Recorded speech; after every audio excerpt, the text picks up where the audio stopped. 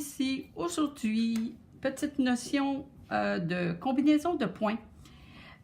Vous allez souvent voir dans plusieurs patrons qu'on vous demande de faire des côtes.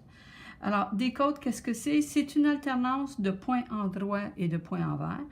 Ça peut être sur un rythme régulier, 2, 2, 2, 2, 2, 2, 2, 1, 1, 1, et ainsi de suite, 3, 3. Ou un rythme irrégulier, ça peut être 3, 1, 3, 2, 3, 5. Tout dépend de ce qu'on veut faire.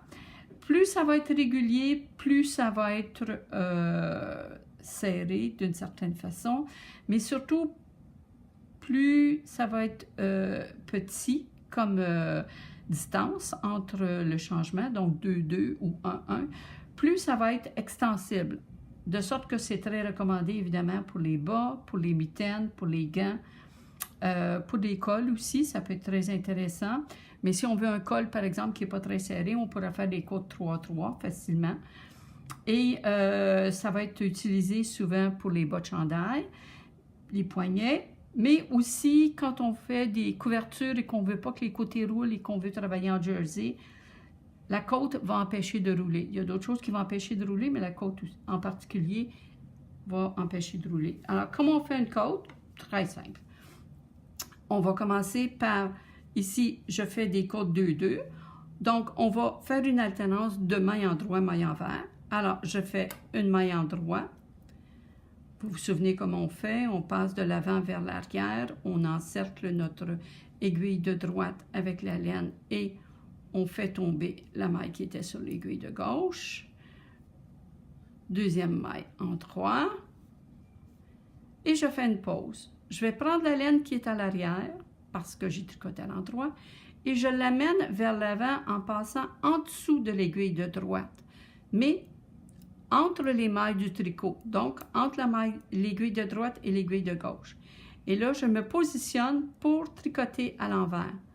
Donc, je fais mes 2 mailles envers, en passant de l'arrière vers l'avant, comme d'habitude, et j'encercle mon aiguille de droite avec ma laine qui est dans ma main droite, de haut en bas de l'arrière vers l'avant, et je passe à travers la maille qui est sur l'aiguille de gauche, et j'ai ma maille envers terminée.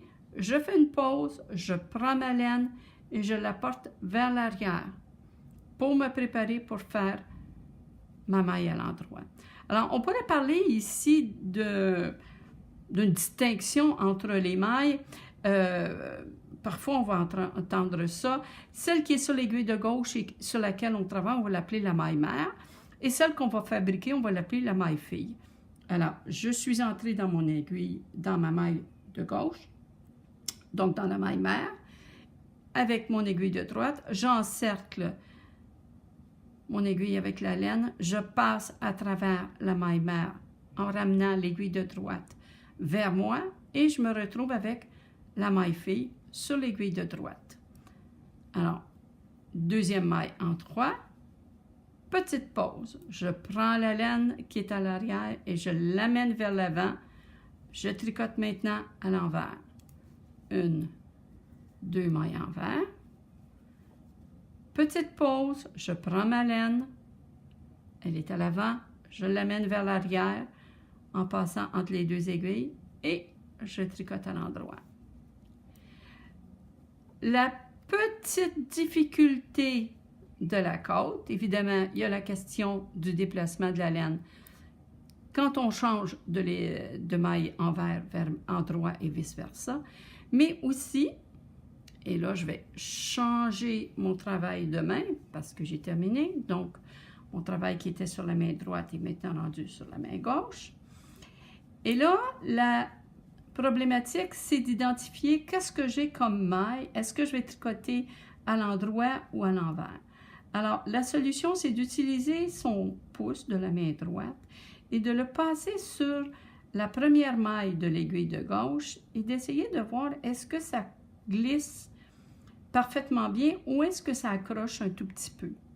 Si ça accroche un tout petit peu, et surtout sur la deuxième, ça va être plus visible, c'est que ce sont des mailles envers. Contre-vérification, on va aller à la 3e maille et là, on se rend compte qu'on n'accroche pas du tout. C'est très lisse, il n'y a pas de bosse. Parce que la bosse qui se trouve à la base de la maille, c'est ce qui caractérise la maille envers, alors que l'absence de bosse, au contraire, caractérise la maille à l'endroit. Alors, si vous identifiez bien votre maille envers et votre maille endroit, vous devriez être capable de faire de très belles côtes. On tricote 2 mailles, on passe la laine de l'autre côté, on tricote 2 mailles, on passe la laine de l'autre côté, on tricote 2 mailles, petite pause, passez la laine de l'autre côté. Alors, de l'autre côté, c'est tout simple. Si elle est à l'avant, vous la mettez à l'arrière. Si elle est à l'arrière, vous mettez à l'avant. Là, je suis rendue à l'endroit. Je fais mes 2 mailles endroit. Je passe ma laine vers l'avant pour pouvoir faire mes mailles endroit.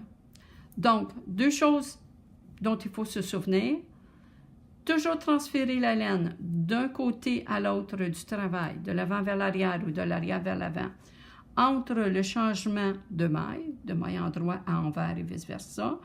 Et à chaque fois que vous débutez un rang, vérifiez est-ce que je suis à l'endroit ou est-ce que je suis à l'envers en passant votre pouce sur la maille de l'aiguille de gauche et en glissant avec votre ongle pour voir est-ce que ça accroche ou non. Alors, c'est tout pour aujourd'hui. Vous avez des questions? questiontricot.com, la page Facebook également, Question Tricot. Et ce serait chouette que vous vous abonniez à ma chaîne YouTube. Merci tout le monde. À la prochaine.